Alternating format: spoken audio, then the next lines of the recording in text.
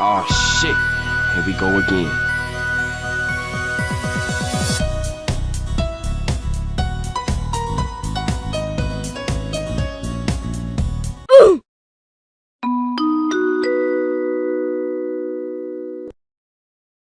En el video anterior, lo que se hizo fue instalar el sistema Windows con el usuario principal bajo el nombre de técnico. El sistema inicia por primera vez con ese usuario y nosotros podemos verificarlo haciendo clic en el menú de inicio y sobre el logo del usuario nos aparecerá un desplegable hacia la derecha con la leyenda técnico. Una vez que el sistema inició, nosotros lo que tenemos que hacer es activar el sistema Windows. ¿Cómo se activa? Desde la página oficial de Microsoft adquiriendo una licencia digital original. Si no es desde acá, puede ser desde un sitio web de terceros, una tienda virtual como puede ser GBG Mall. O también desde la propia Store de Microsoft, que podemos encontrar el logo en la barra de tareas en la parte inferior. Una vez activado el sistema, nosotros lo que tenemos que hacer es actualizarlo. ¿Cómo se realiza eso? Tenemos que ir al menú de inicio, configuración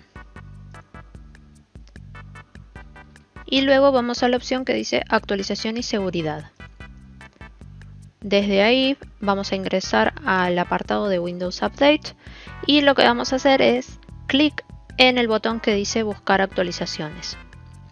Este es un proceso largo que no requiere de mucha complejidad para el usuario, más bien hay que dejar que la computadora conectada a internet busque las actualizaciones de todos los componentes a nivel de hardware y sistema, es decir, a nivel de software, que componen al sistema base. Algunas máquinas tardan un poco más, en otras tarda un poco menos, eso también depende del hardware que tenga la computadora. Una vez que el sistema terminó de actualizar, o mejor dicho de hacer la primera actualización de los drivers y demás, nos pide realizar un reinicio. Ese reinicio va a tener un tiempo para que se efectúe. Van a notar que cuando nosotros hacemos clic en reiniciar ahora, va a llegar hasta el 30% del proceso de actualización. Se va a reiniciar la computadora y va a iniciar nuevamente desde el 30% hasta finalizarse.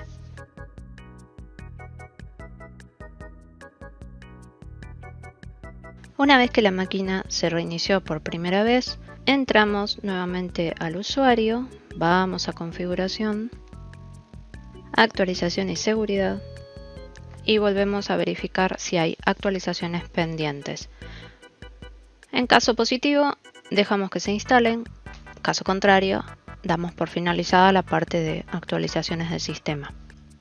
Una vez que finalizó el proceso de actualización de los drivers del sistema, tanto desde Windows Update como actualizando desde las páginas oficiales del hardware que componen la PC, nos queda el proceso de actualización de las aplicaciones del sistema. Eso lo hacemos desde la Microsoft Store. Básicamente tenemos que hacer clic en el icono de la Microsoft Store, ir a el apartado que se llama descargas y actualizaciones desde el menú que ven en la parte superior y esperamos a que cargue todo. Acá hay dos caminos. Yo soy partidaria de mandar a actualizar todo completo y luego desinstalar las aplicaciones. ¿Por qué? Porque me ha pasado de desinstalar las aplicaciones primero que no uso, como por ejemplo Disney Plus, y cuando doy a la Microsoft Store el OK para actualizar las aplicaciones que quedan, me volví a instalar Disney Plus. Entonces, mejor hacer clic en obtener actualizaciones de todos los productos y una vez que terminó, empezamos a eliminar. 1 minuto y 37 segundos más tarde. Una vez que se actualizaron todas las aplicaciones pertenecientes a la Microsoft Store, hay que comenzar a verificar cuáles son realmente válidas para tener instaladas y cuáles directamente hay que quitar. Para eso tenemos que ir a Inicio, Configuración. En Configuración vamos a Aplicaciones. Y aquí podemos verificar en la lista todas las apps instaladas. Hay algunas aplicaciones pertenecientes a Microsoft, como Cortana, los cuales no pueden ser desinstalados. Sin embargo, muchos de ellos sí. Entonces hay que mirar cuáles son válidos y cuáles no. En pantalla les dejo un listado de las aplicaciones que generalmente aparecen ya instaladas en Windows. Sin embargo, les recomendaría que inspeccionen por ustedes mismos el sistema y verifiquen cuáles realmente hay que sacar. Normalmente se van a encontrar con aplicaciones de redes sociales como Instagram, Facebook, Twitter, TikTok y aplicaciones de streaming como Netflix, Prime Video y demás. Todas ellas hay que quitarlas. Una vez desinstaladas todas aquellas aplicaciones incorporadas en el sistema, las cuales no vamos a utilizar, vamos a tener que pensar bien cómo vamos a organizar la computadora. ¿A qué me refiero con esto? Tenemos que ser conscientes cuáles son los perfiles de usuarios que van a utilizar la PC en ese laboratorio.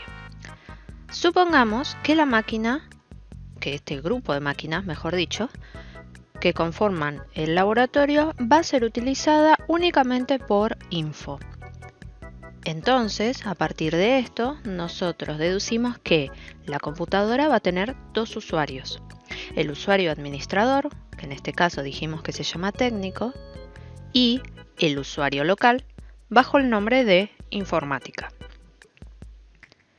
Para poder organizar la instalación de todas las aplicaciones que necesite este usuario local, nosotros tenemos que organizar primeramente el disco. ¿De qué forma lo hacemos? Vamos al botón de inicio y hacemos clic derecho sobre él y luego clic en Administración de discos, también conocido como Disk Management. En esta aplicación nosotros lo que vamos a ver son todas aquellas unidades conectadas a la computadora, las cuales el sistema operativo pueda trabajar con ellas. Entonces, nosotros sabemos que en el disco 0, en este momento se encuentra el sistema operativo que estamos utilizando, al cual durante el proceso de instalación yo les dije que iba a tener un tamaño total máximo de 240 GB. Una vez que nosotros armamos esta unidad, ahora nos queda armar la unidad de los usuarios. En este caso, en esta máquina virtual, acá se simula que existe otro disco de casi 240 GB. Esto es, de nuevo, una simulación. Hay que verificar el estado de las máquinas de los laboratorios a los cuales se les vaya a hacer mantenimiento para poder instalar y configurarlas. Piensen lo siguiente: si la máquina tiene un solo disco, una sola unidad, un solo volumen, hay que ver qué tamaño tiene. Si la unidad tiene 1 terabyte y yo les dije que 240 GB máximo van a ir dedicados al sistema, el resto del espacio libre va a ser con el cual nosotros vamos a trabajar. Ustedes me pueden decir, bueno, si yo sé que solo va a ir un usuario, ¿voy a dedicarle todo el espacio restante no asignado para crear esa partición para ese usuario? No. Solamente vamos a usar aquella cantidad de espacio que necesitemos para ese usuario. El resto quedará como espacio no asignado. Simulémoslo acá. En esta unidad con espacio no asignado, vamos a hacer clic derecho, nuevo volumen simple. El asistente nos va a ir guiando durante todo el proceso. En esta ventana nos va a pedir que especifiquemos el tamaño del volumen, que siempre va a ser en megabytes. Entonces, yo les dije que en esta máquina va a estar el usuario administrador, que va a trabajar con ambas unidades, pero el usuario local únicamente va a tener permisos de edición sobre un sector de este disco.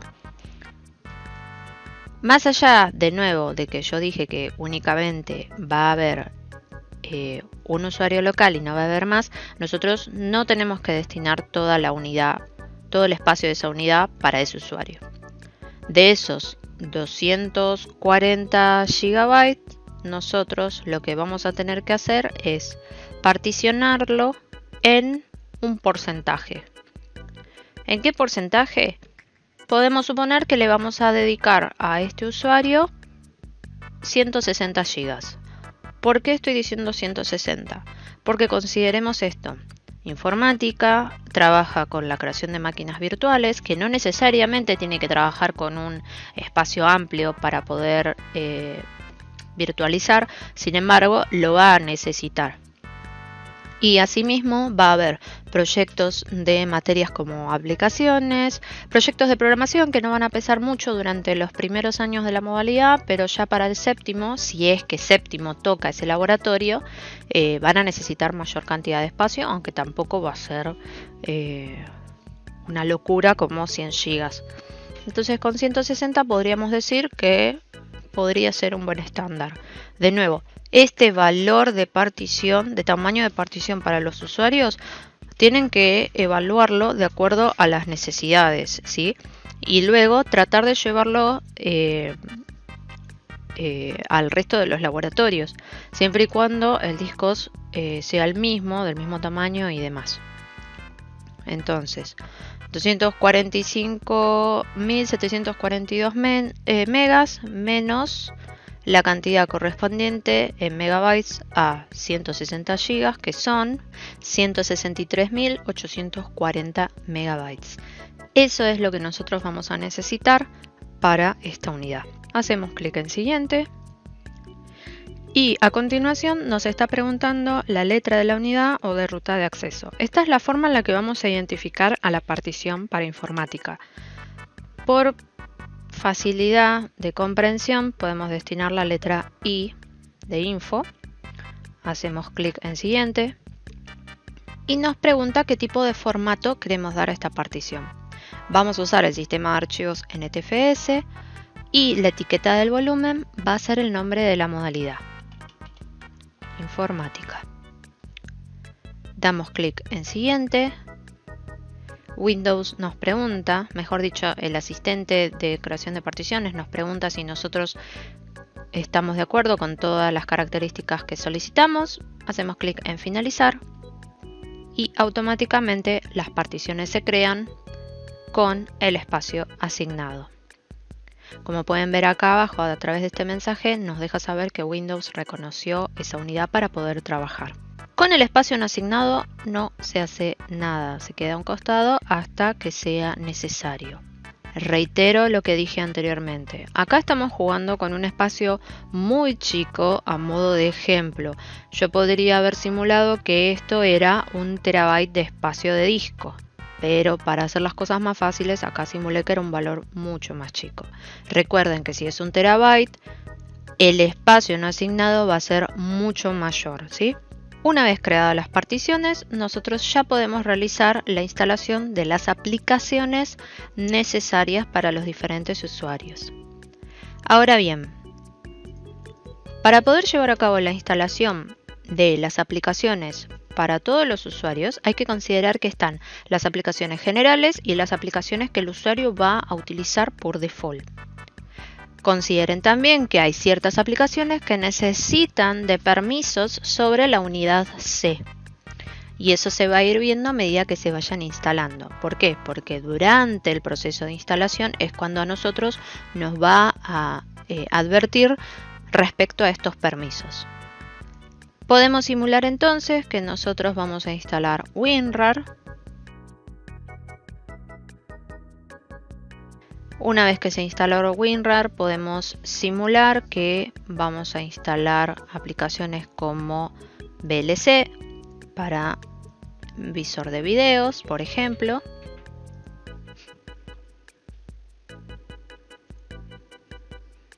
En el caso del VLC hay que considerar una opción para configurar. Lo muestro por si al final se llega a utilizar. Nos vamos al menú preferencias en la aplicación y tenemos que destildar la opción de redimensionar interfaz al tamaño del video. Hacemos clic en guardar y cerramos la aplicación. Sigamos. Otra aplicación a utilizar es VS Code. Finalizamos.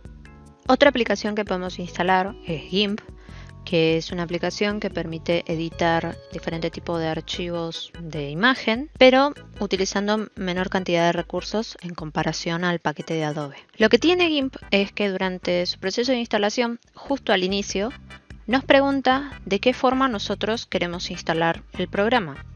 En este caso nos pregunta si queremos que sea para todos los usuarios o la instalación sea únicamente para el usuario en el cual se está ejecutando el asistente de instalación.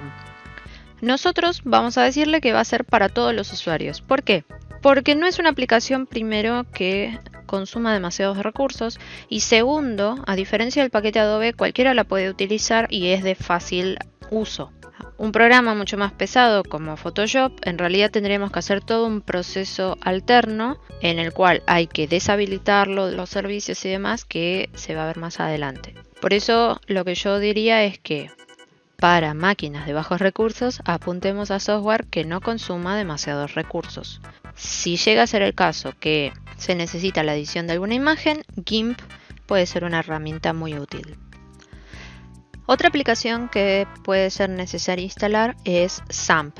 XAMPP es un paquete de software libre que consiste principalmente en el sistema de gestión de bases de datos MySQL, el servidor web Apache y los intérpretes para lenguaje PHP y Perl. XAMPP tiene una particularidad. Cuando nosotros ejecutamos el instalador, automáticamente nos va a advertir sobre una situación. Lo que nosotros tenemos que considerar con XAMPP es que durante su uso vamos a editar ciertas carpetas que están alojadas en la carpeta madre de la aplicación, es decir, c:/XAMPP/ y la carpeta que se necesite. Entonces, instalarlo en el C sabiendo que nosotros vamos a bloquear esa unidad a futuro para que nadie pueda ingresar es causar un problema. Entonces, lo que tenemos que hacer con XAMPP es instalarlo en la unidad de la modalidad que lo va a utilizar, que en este caso es info. Entonces, hacemos clic en OK, le damos a Next. Nosotros podemos dejar que la unidad I sea el directorio principal de la carpeta XAMPP. Sin embargo, también podríamos dejar todo lo que sean programas que necesiten ser instalados en la partición de la modalidad que los va a utilizar, creando previamente una carpeta dedicada a esos programas. Entonces, en este caso, podemos simular que en el directorio de informática hay una carpeta que se llama programas, con la leyenda no tocar, en la cual vamos a dejar directamente ahí el programa de XAMPP. Recuerden que cuando seleccionan la carpeta tienen que volver a poner la barra invertida y a escribir el nombre de la carpeta porque de forma automática no lo hace. Le damos clic a siguiente y el idioma para elegir tenemos inglés o alemán, va a ser inglés por default. Destildamos la opción relacionada a saber más respecto a la empresa, le damos clic a siguiente y automáticamente el proceso de instalación dará inicio. Unos minutos más tarde. Una vez finalizado el proceso de instalación, destildamos la opción para que inicie automáticamente y damos clic a finalizar. Verificamos que la aplicación esté correctamente instalada. Efectivamente se encuentra en el directorio que nosotros especificamos, unidad I, dentro de programas no tocar se encuentra XAMPP. Además de XAMPP, otra aplicación que necesita ciertos permisos para poder realizar ediciones es VirtualBox. Cuando se realice el proceso de instalación de Virtual, en la localización de la ruta de instalación vamos a cambiarlo y también vamos a indicarle que se instale en la unidad de informática dentro de la carpeta de programas. Entonces nosotros vamos a copiar la ruta y vamos a especificar que sea en la unidad I, en la carpeta programas no tocar, ahora sí, Programs File, Oracle, VirtualBox. Next. Acá VirtualBox lo que necesita es instalar algunas cuestiones de permisos de internet, le damos así. Y también va a instalar aquellas cosas que hagan falta dentro del sistema para su correcto funcionamiento. Le damos de nuevo que sí y que instale. Poco más que unos minutos más tarde. Una vez que finalizó, destildamos la opción de abrir el programa y finalizamos. Como podemos notar, en el directorio de programas, en la unidad I, automáticamente la carpeta de VirtualBox fue creada para su utilización. Sin embargo, tenemos que verificar que cuando se trabaje con VirtualBox, siempre se trate de dirigir a este volumen, a esta unidad, mejor dicho. ¿Desde dónde podemos hacer eso? Desde ya sea las preferencias, que como pueden ver acá dice carpeta predeterminada de máquinas. Nosotros esto lo tenemos que cambiar. Tenemos que ir a otro y desde otro tenemos que ir a la unidad de este equipo y seleccionar la carpeta de informática. Vamos a cancelar un segundo. Hay que mirar la carpeta a la cual necesita para trabajar. Se llama VirtualBox VMs. Entonces vamos a copiar ese nombre para poder crear esa carpeta. Hacemos clic en otro.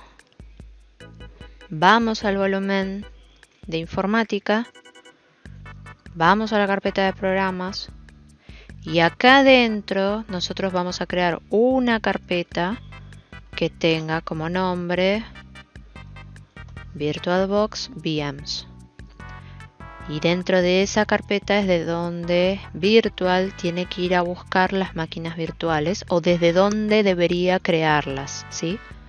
Hacemos clic en aceptar y supuestamente acá está la carpeta. Podemos hasta simular si quieren para estar seguros.